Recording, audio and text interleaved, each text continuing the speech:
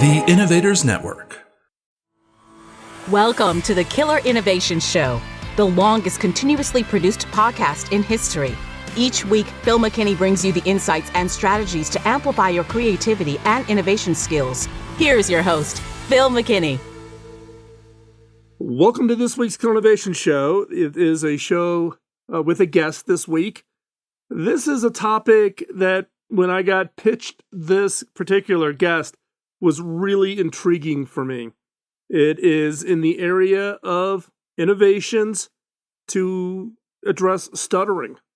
For those that are stutterers, are there technologies, are there innovations that they can find helpful, beneficial? And so this was a pitch that I got from a PR firm about an application called BeneTalk. And its founder and CEO is Jordi Fernandez, and Jordi is our guest for today's show. And I also invited Tara Rael, who is the president and CEO for Hacking Autism. Tara is a speech-language pathologist, has a lot more expertise in stuttering and speech-language than I do. And for those of you who've been longtime listeners, Tara has been on the show many times. You will also know that Tara is my oldest daughter. Her specialty is in autism and executive functioning skills, but she also has expertise as a speech-language pathologist, and in particular contributed in the conversation today, specifically around stuttering.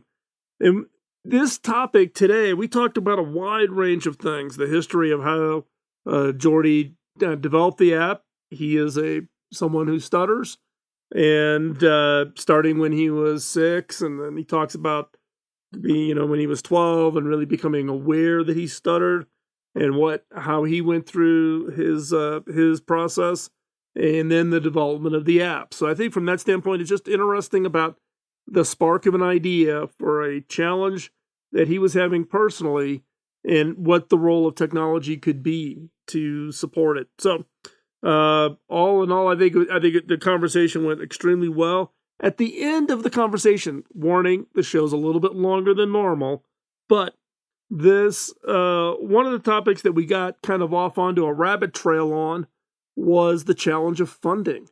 This is almost like orphan drugs that are aimed at niches of markets where the market may not be big enough to support the development of these technologies and the support of these innovations. So take a listen, and if you have an interest, or you think you might have a contribution to make, whether that be skills, expertise, money, to BeneTalk, we will have all that information in the show notes. So please just stick it through to the end.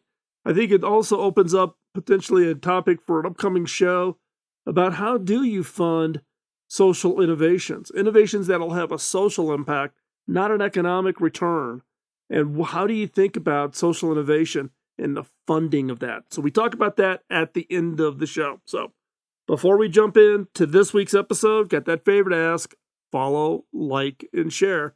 You're probably getting tired of me using those same 3 terms. Follow us on social media. Like the show, give us a feedback, give us a thumbs up, wherever it is you get your podcast, and then share it. Share it with others.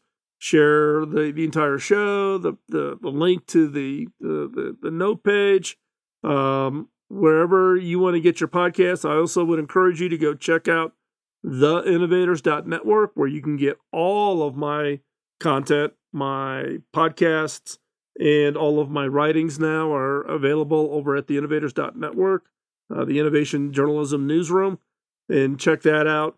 But again, share. Let other people know about the great content that we're trying to produce for you. If you find it useful, somebody that would benefit from it, would greatly appreciate you sharing it.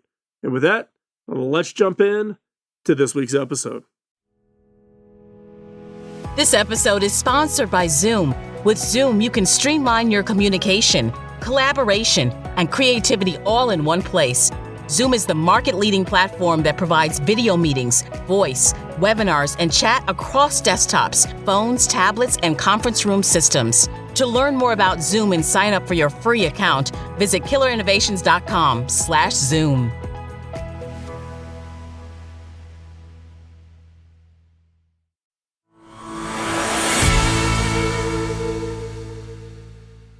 So, Jordi, give us a little bit of background on where the idea came from for this application.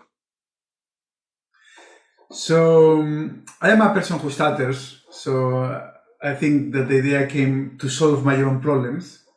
So, I went to many speech therapists since I was a child. Stuttering starts around 5 years old, and then continue for most of people. And at 12 years old or so, it becomes chronic. So I went to many speech therapists in Spain, because I was from Spain.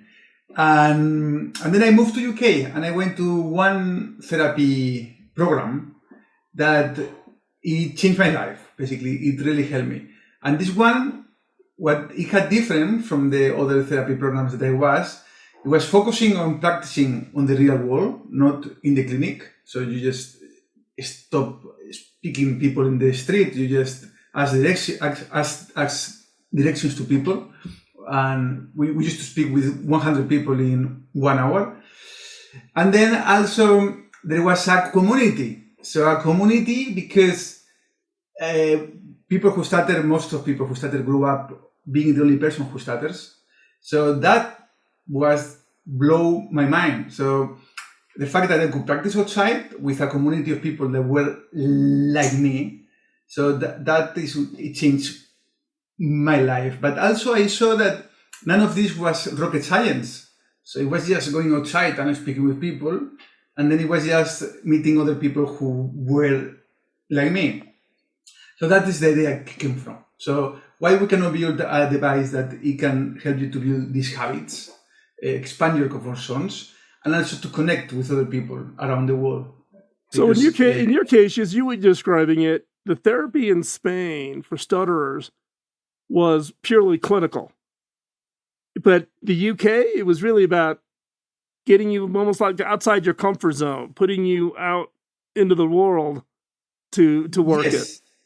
Right, but I don't think that this was a case of UK. So it's a case of being lucky. And I found a program, particularly actually this program started in the US. Well, I started in Holland, then also expanded in the US. So it's a program run by people who stutter, not run by speech therapists. But that is not the point. The point is that it's more focused about community and about expanding the comfort zone. So the fact that I didn't find anything useful when I was younger was the fact that there is no a gold standard. There is nothing that in a stutter that says, well, you have a stutter, you have to do X, Y, and Z. No, there is nothing like that. So depending the country that you go, there is a condition. So they treat you in a certain way, depending even the street that you cross. It treats you in a different way too.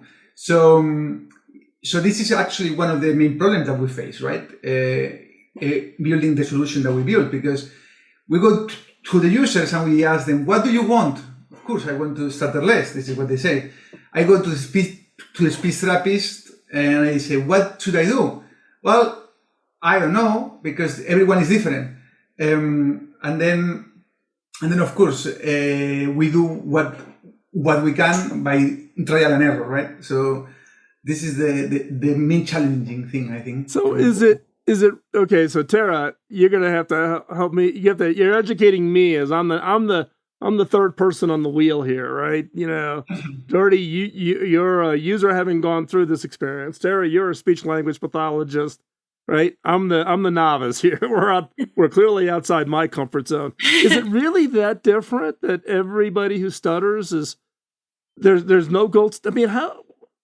Because a lot of the thing is, so we have a lot of different milestones that we have to watch for just legally with our certification when it comes to fluency. So a lot of kids will have disfluencies very young in age, but for a lot of speech therapists, we actually cannot start services. We're not supposed to start services until they've had a certain amount of time of disfluency, because kids, as they're learning language, they naturally will be disfluent as they're learning language. But if it lasts longer than 6 months, that's when families need to start seeking help and seeking intervention.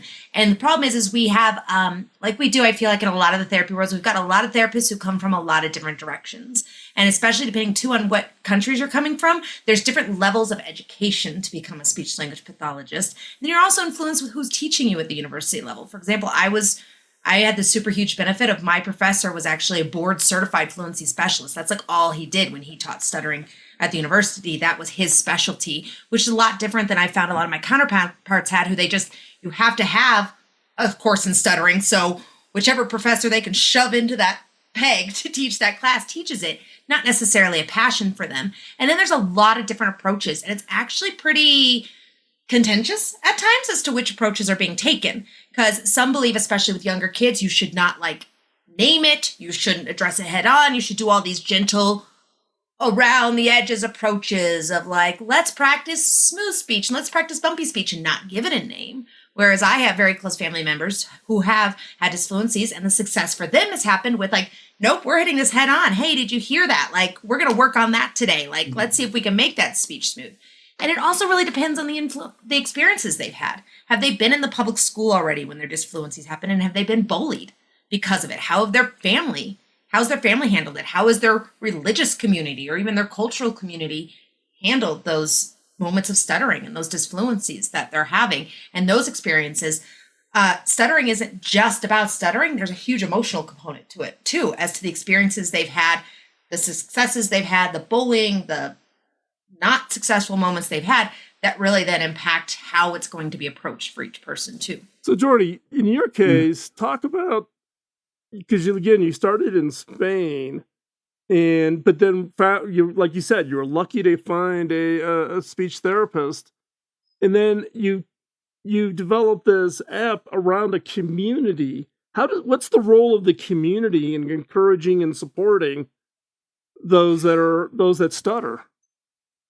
Yeah, so the community the app have two main components. One is it teach you stuff, right? So it's about education. So it teach you to know that the stuttering is not a problem. It's the relationship that you have with stuttering. Then it teach you fluency techniques. So, for instance, now I guess that people cannot see the video, but the app is tracking me in real time, my speech rate, and it's giving me feedback and audio feedback and visual and audio feedback. So, and then once you'll also learn some techniques, the problem is that we want to feel normal, right? So people want to feel always normal. So when you learn a speech technique, the speech technique gives you something which is not normal in you, right? So you just want to be your own. You don't want to sound someone else. And you will say, well, but it's better to speak fluent than to speak with a stutter. But the problem that we face is that for many people who stutter, a stutter is not visible. It's actually invisible. Many people hide it. Mm-hmm. So, and that is actually a very painful moment when you hide it and you just suddenly you start stuttering and other people say, what is happening here? So there is we say the elephant in the room, right? So because of this fact that we actually are having something which is not visible and impermanent, we never manage to accept. So we don't accept it, and we always try to hide it. What I'm trying to say here now is that when you use speech techniques, you are using something that is not you, and when you have a community, it helps you basically to realize that first of all, you can use speech techniques, but most importantly, it's okay to stutter. So the way that I actually say always is that what I believe, because I also learned this in this program, is the solution. Well, I don't want to think about the solution for stuttering because it's not about fixing things, but to have less anxiety and less stress, rather than chasing fluency, is the opposite. You have to change stuttering. So, I mean, embrace stuttering. So when you embrace stuttering, then what happened? Fluency happened as a byproduct. So how do you embrace something that you are running away from the whole life? So it's a very thing to do. So it's a very hard thing to do. So this is a very hard thing to do from a speech therapist point of view, and it's a very hard thing to do from a software point of view. But I think if you combine both, you have a better outcome. So the community is helping you to realize that it's okay to stutter. There is many successful people in the world. I'm talking with people who stutter, and the more that you stutter, the more pressure, the less pressure you have. So we built in our app, I guess that you are familiar with Clubhouse. Mm-hmm. So we built like a similar thing within the Clubhouse where people can talk inside. And also we have a mentoring system where people who are very active can actually mentor others. And of course, we have like a kind of Facebook thing. But this important thing here is I don't want to write. So change only happens by action.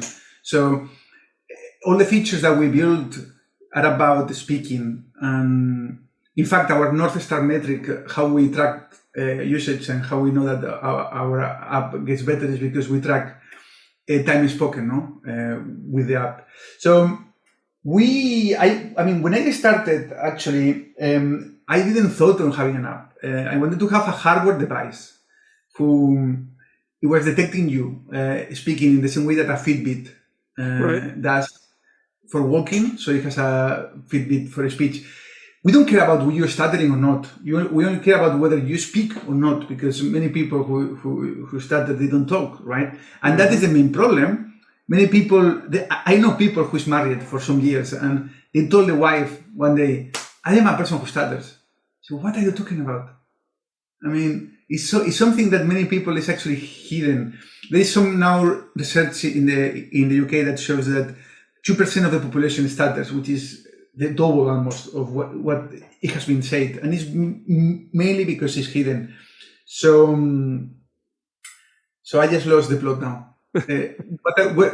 What I was talking about? You talk about the hidden, the fact that the people keep it hidden. 2% of the people in the UK are stutterers, right? And it is interesting, right? Because there's a senior executive, kind of my age, who very, very influential senior executive for a CEO for a major corporation, and he's a stutterer, right? And when you're in a meeting with him, he will, he'll start to stutter and he catches himself. But everybody in the room who's spent any time with him knows he's a stutterer, but nobody makes a big deal out of it. But I do worry about, the kids, or there's a lot of organizations that are, I don't know, insensitive or not understanding. And so part of hopefully of today is to help some people understand, the challenges and the fact that you may not know someone's a stutterer because they're hiding it so well, you don't even know, but it's a struggle for them.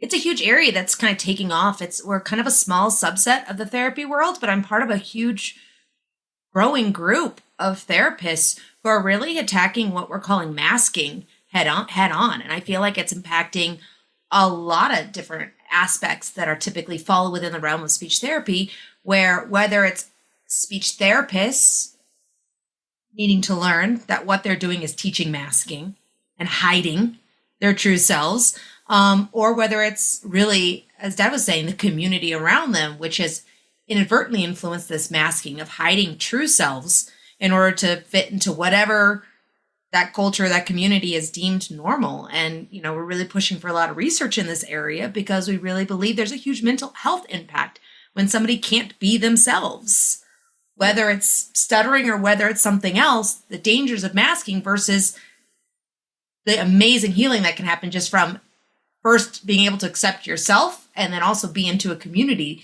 that 110% accepts you as you are. So Jordi, is everybody in the community someone who stutters, or is the community, who's in the community? When you say community from the app experience, who makes up that community?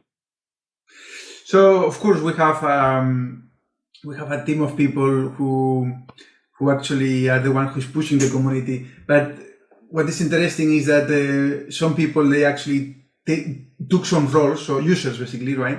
Took some roles and they are actually helping basically to run the community. But at the same time, we also are in early days, right? Mm-hmm. So we actually run a study now where we show that our app is, so 10 hours of speech therapy is equivalent of 10 hours of using our app. When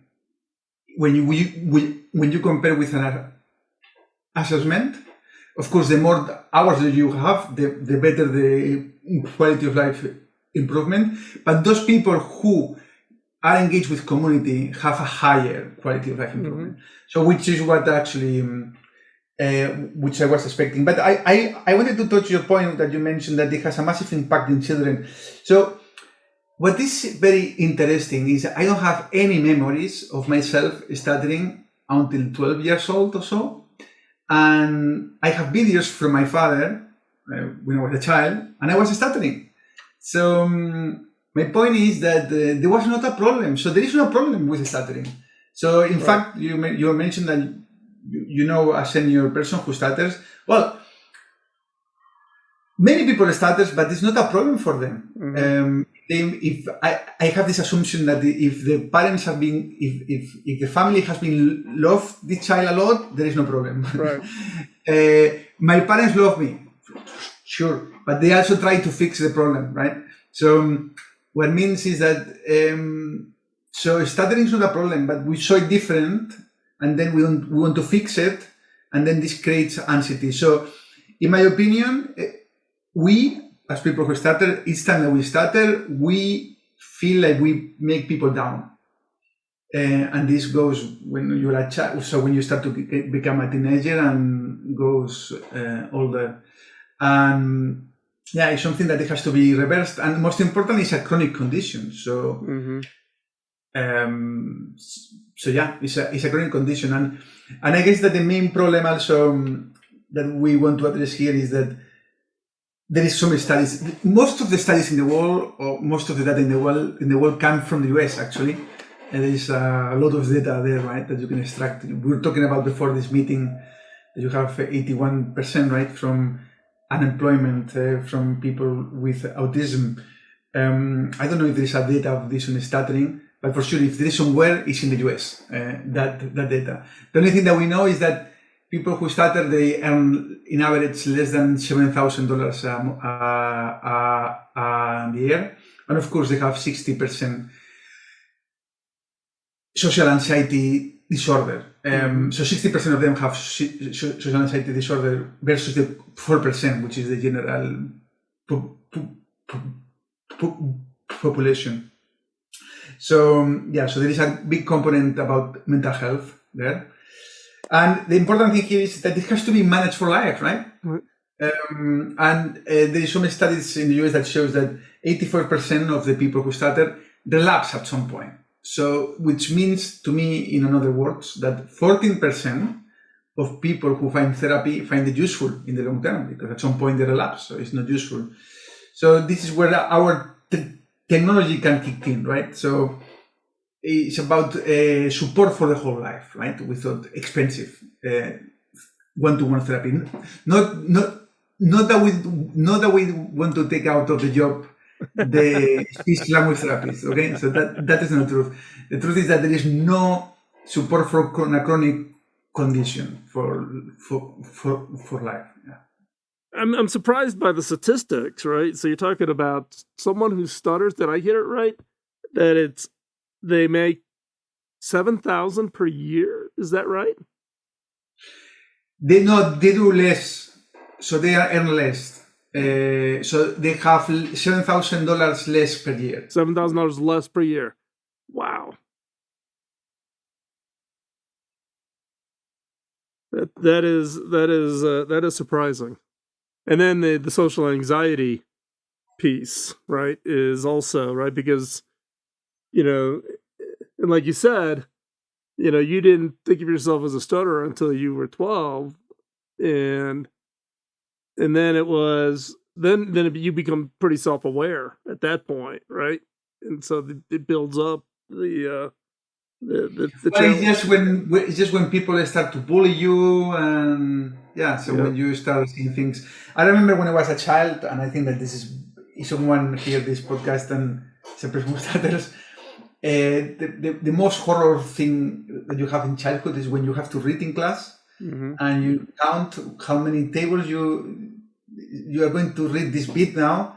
And the problem is that stuttering is that you don't know. They actually there is a very good one key opinion leader in the US about the stuttering, which is called Scott Yarus, who he called that. Don't know if this will be here for children. I mean, I don't know if this podcast will be heard by children, but it's called the oh shit moment. So we don't know whether we stutter or not, and there is 1 millisecond before that we know that we are going to stutter. On that, so that this is what he called the oh shit moment, and in that moment, just before, you are changing words. So it's not enough that what you have to say. You need to think in a word that you can say. So people are very good at that. In fact, Joe Biden, your president, he's a person who stuttered. He don't say publicly that he has stuttered. He say that he had stuttered.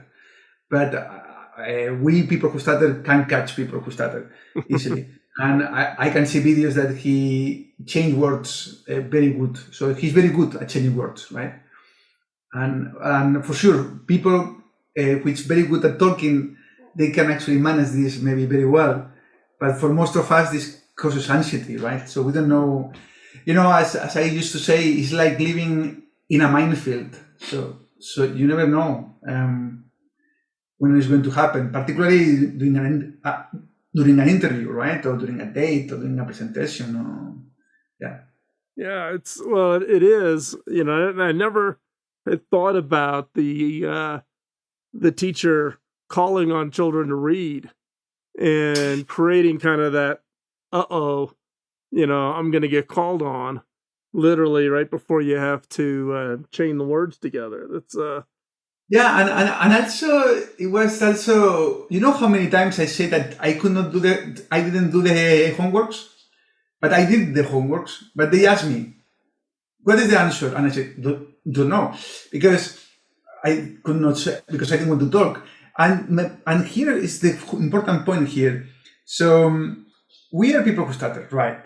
But I grew up confused and I didn't know what to do. My parents were more confused even because they didn't know how to fix it. And my teachers, they were also very, very confused. So we are not building an app for teachers yet. So this is something that we had not thought. But yeah, so we are building an app for parents now. Because we think that the parents have a massive, I guess that you should know that better than me, but the parents have a massive impact, right? In how they have a massive impact. And even if, I know we were talking before we even started, Jordi, we were talking about how as SLPs, we can't even, we've got all these timelines, right? We're not even allowed to start working until we're sure it's not developmental stuttering, until we're sure that, this kid is, okay, now we are a person who stutters. We've kind of crossed that line, those pieces and stuff. And that's usually, as a mom, as an SLP, as a member of my community, I'm in all the Facebook groups and everything. And the first thing I'm sending is like lists, from the Stuttering Foundation and stuff like that, as to really how huge of an impact parents have, not on causing their kid to stutter, but on their reaction to the stuttering and their acceptance of the child, and their learning to talk slower, to give time for question and answers, to not,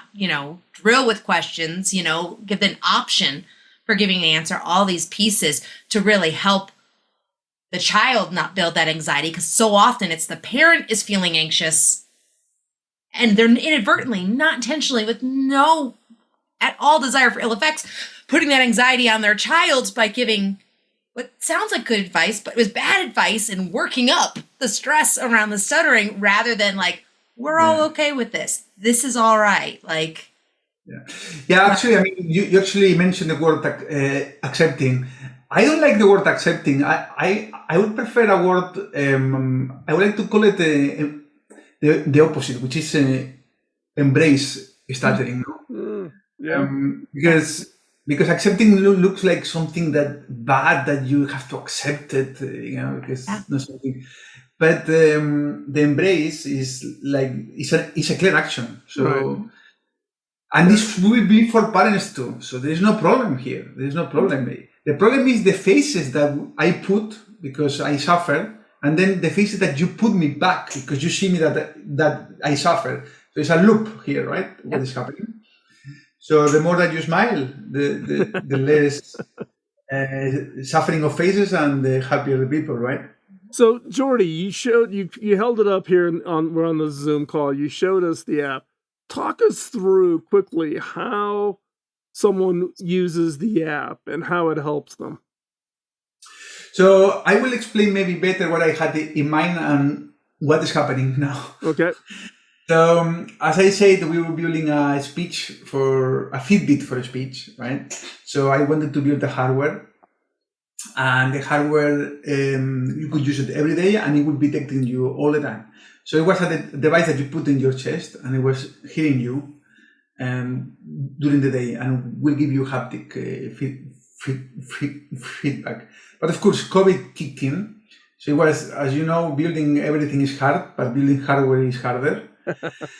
So we actually decided to move to an app, and it was the best decision that we could do because it's doing almost what we intended. So I am using my Zoom calls, and I am actually it's very easily to be deployed, right? Everyone have a smartphone, so it was a good decision. So in a way, COVID brought us a lot of good things in that terms.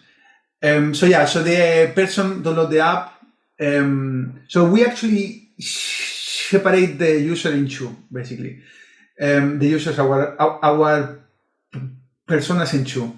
People who had previous speech therapy, so we call it expert users.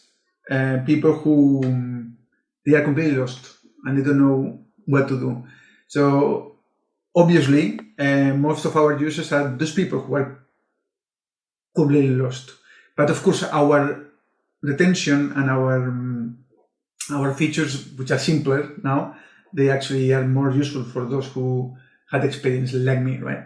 So we had some courses. So once you download the app, you have an assessment. It gives you the impact of stuttering that you have in your life. It's actually a real assessment that the speech and language therapist uses. And then we have some courses. And then, of course, they give you haptic feedback in some real-time speech techniques. And, of course, and then you have the community bit to embrace this. Now, I mean, we have started like 1 year and a half ago, right? So this is still a long way to go. Because for those who are completely lost in stuttering, which actually is 60% of our user base and 60% of our users in the US too. So meaning that, I mean, everyone, so there should be less people who is lost, right? In a country like India, right? That perhaps has actually less speech language therapists, but we see the same level of users that are lost in all the countries. So you're right. So what happened is the community is the key, but here is the tricky bit, which is what you want is sometimes not what is good for you, and this happened to all the areas in our life, right? So we want something, but is this thing good for you? So if you ask me 20 years ago, what do you want? I want fluency, and I want not to stutter. And I don't want to deal with anyone who stutters either, because I have enough with my own problems when I see someone else who stutter, I change my street. And this is what I did all my life. But what happened is when I went to this program, I was being forced to that community of people. And it happened that it was what it has to happen to me to do a change. So my point is that many people are scared, right? The social anxiety kicks in and they are not ready to go to the community. So we need to improve the user journey. We are doing this we are building a personalized therapy within the app based on all the data from our user base and with AI, right? So what works for whom and recommend content based on users' profiles. But we have not started this yet. So we actually are closing a funding round now. We just won a loan, a grant from Innovating UK, and we are actually closing a round 2. So if there is any investor in this call, so please let me know. And you were talking about the fact that you're working on how do you support the parents. So how would that work? How would that work for the parents then in the future? I know it's not in the app today, but it's where you're going. Yeah, so we are building a separate app for that. So the important thing here is that speech language therapists, many speech language therapists, they, as we say, there is no gold standard, right, for stuttering. And therefore, everyone believes what the best that works, right, for them. And also speech therapy, I am not saying that is one of them, but most of speech language therapists that we know, they don't like technology much. At least the people that we talk in the UK. But all of them have something in common. Everyone says that the parents suffer, and there is something. So there is a big gap there, and there is no a truth, a good source of info for parents. So we believe that the adoption of our solutions will be faster if we actually building a product for parents, because our solution at the moment can work with the speech language therapist, because of course the problem is that there is not enough support in the whole world. So, but we also want the speech language therapist to embrace our product, and until we don't have a lot of research studies, right, it's difficult. But an app for parents is easier. It's easier. At least this is what we found. It's an app for parents to help the children. Yep. So how many users do you have on the app today? So we have around 2,000 monthly active users from 100. Well, in general, we have users from 165 countries. Wow! But we changed a bit now our strategy, and the reason being is because there is no a digital health solution that focuses in a niche area, which is doing great, selling directly to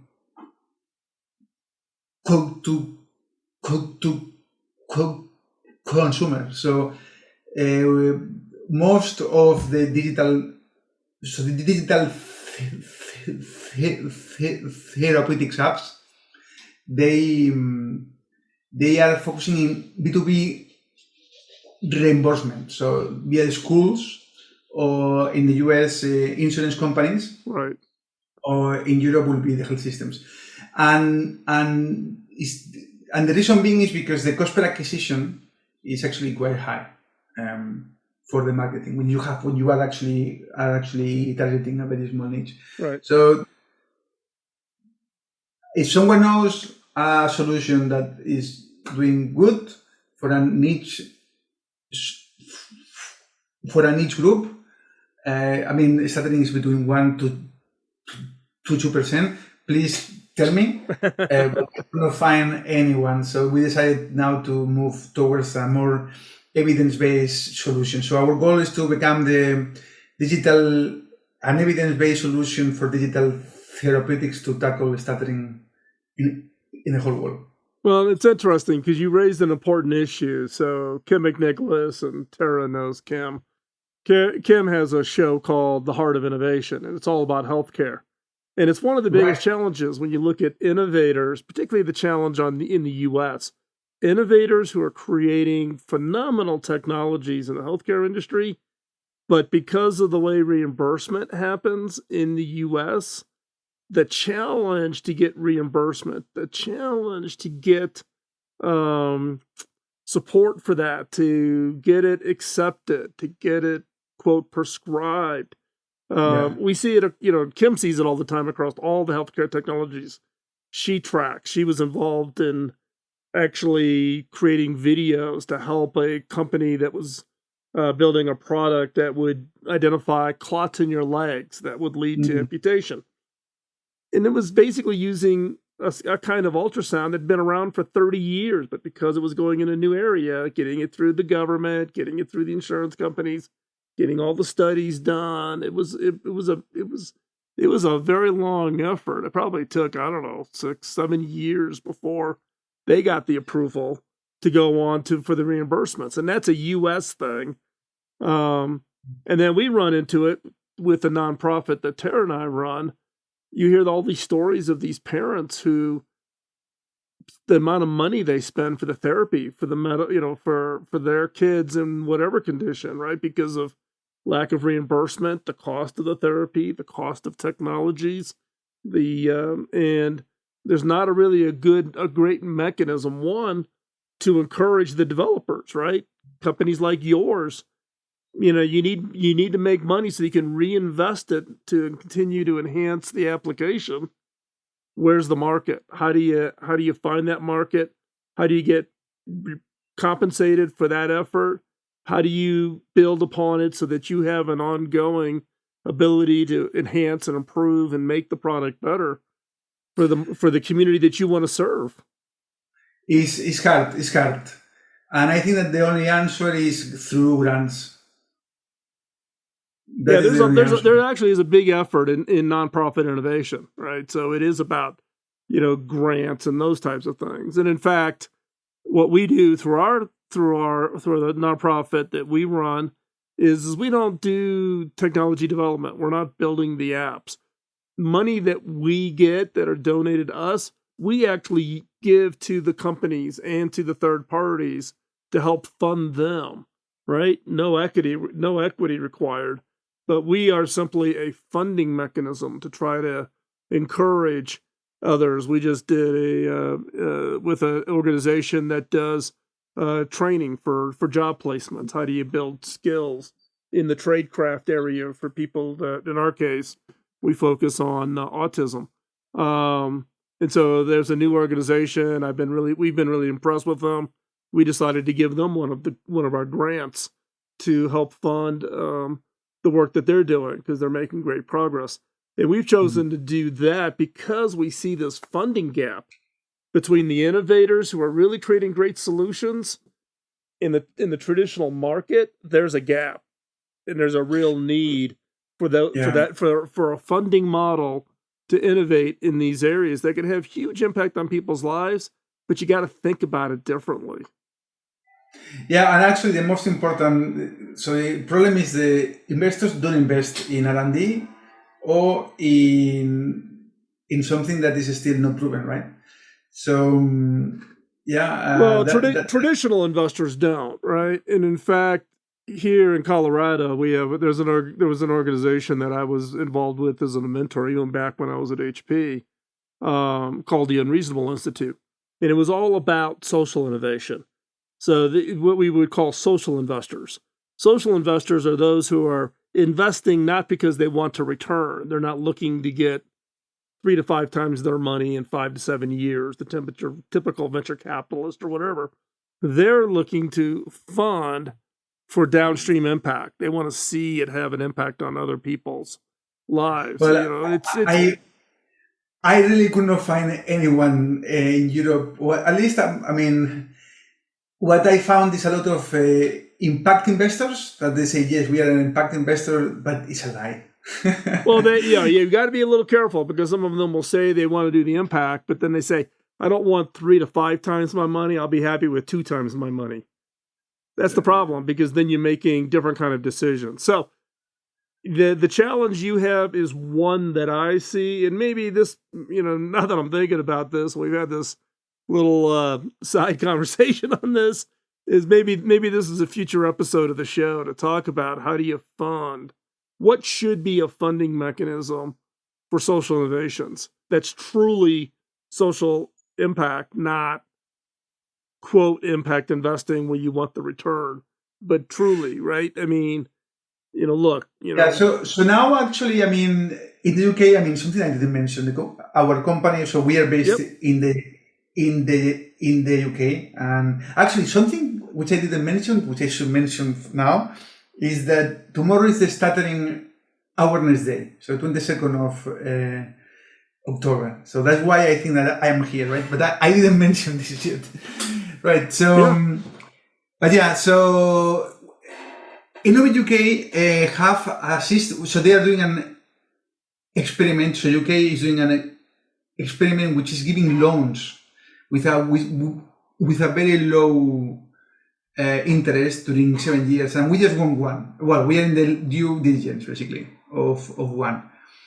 And I think that it's a great scheme, because it's not as difficult as the grants, and of course, but the due diligence we have not passed yet. The due diligence, but yeah, this is the main. Honestly, if you ask me, what is the hardest thing for me as an entrepreneur, is to raise funding and pay people, particularly during these times, right? Right. Don't know how it is in the US. I guess that is the same, right? But yeah, so all the investors have cut down everything. So yeah, everything in the US is, with the uncertainty of the economy on the global scale, the willingness to take risk on investments is definitely pulled back. But again, I also think that this is something that requires a different kind of thought process of, not on your side. You identified you innovated to solve something that you yourself personally experienced, and you saw a path to help other people. Now the question is how do people come alongside you to support your effort and to fund what it is you're doing? And so with that, we're like way over the normal length of the show, which is fine. But Jordi, I wanted to give you an opportunity. If people want to contact you, if they're interested in what you're doing, maybe, who knows, maybe somebody on the show says, hey, I'm interested in maybe, helping out, with, money or funding or something. What is the way that they can track what you're doing, and 2, what's the best way for them to reach out to you? So I guess that the easy way to reach out to me is through LinkedIn, but of course, also through email. So my email is Jordi, is J for Juliet, O for Oscar, R for Romeo, D for Denmark, I for Indigo, at BeneTalk.com. So yeah, so you can also find me LinkedIn or send me an email. So we are now, as I mentioned, closing a funding round to complement a loan that we are going to win. And yeah, so if anyone is interested, but also I am very keen to hear of any advisors. I'm looking for increasing the board, our board, with people with experience in digital therapeutics and evidence-based products. Great. And so we'll put all those links in the show notes. So hop on over to killerinnovations.com. We'll have all this so you can reach out and connect with Jordi, and we'll have links to the website so you can check out the BeneTalk app I know Tara's checked it out. Tara's also had conversations with other SLPs about your app, so the word's already getting out in the SLP community. Jordi, thanks a lot for coming on the show today. Really do appreciate it. Thank you. And Tara, as always, thanks for hopping in and providing the level of expertise that I obviously do not have in this space. Not a problem. Great. Thanks. And thanks a lot for joining. Thank you. So when you think about social innovation to have impact, innovations to change society, what are your thoughts about the funding mechanism? It's a challenge. Tara is the president and CEO of Hacking Autism. I am the chairman of Hacking Autism. It's a nonprofit that actually started its work when I was CTO at Hewlett Packard, and we've kept that going. So we're probably now in our 13th, 14th year of Hacking Autism, and we struggle with it. We raise money and we fund others. We fund those that are doing kind of these niche solutions, but specifically for autism. What other funding mechanisms are out there? Join into the conversation. Hop on over to killerinnovations.com. Post a comment on the bottom of the show notes if you've got ideas, or hop on over to the innovators.network. Find this particular episode over there, and you can start a conversation also there.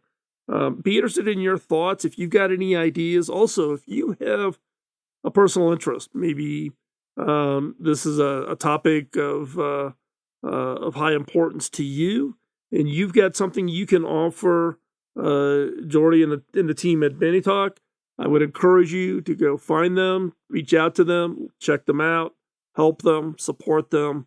That would be absolutely fantastic. If you do reach out to Jordi, let him know that you are a friend and a listener of the show, just to let him know where the connection is coming from. As we wrap up this week's show, again, thank you for your time. This show, I know, was a little bit longer than normal, but I felt that the topic and what Jordi was sharing was important.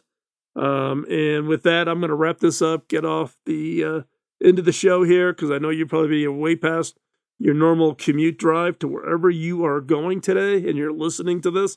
I do appreciate the time. I do appreciate you hanging in there for an extra long show. And with that, stay tuned. We will be back next week with a new episode. Talk to you real soon. Bye-bye.